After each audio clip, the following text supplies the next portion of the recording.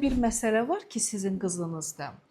Rentgen görüntüsü ilə estetik görüntüsü fərqlidir. Yəni rentgen görüntüsü daha ürək açandır, amma estetik görüntüdə elə görürsən ki, elə bir daha böyük bir problem var. Bəli, əziz izləyicilər. Bəzən valideyn gəlir deyir ki, doktor, əslində mən bu uşaqda elə bir deformasiya görmürəm, amma istəyərdim bir müayinə etdirək və rentgen şəklində görəndə valideyn dəhşətə gəlir ki, axı belə gözlə görsənmir doktor, necə bu qədər onurğada əyrilik var? Və bəzən də olur ki, valideynlər deyir ki, doktor, uşaq sanki birdən-birə gözümə beli çox əyri görsənir, paltar geyinəndə kürək hissədə qabarıqlıq görsənir və biz rentgen nəticəsində onurğada olan dəyişikliyi bir o qədər görmürük. Burada məsələ nədir? Burada məsələ əzələ ilə bağlıdır.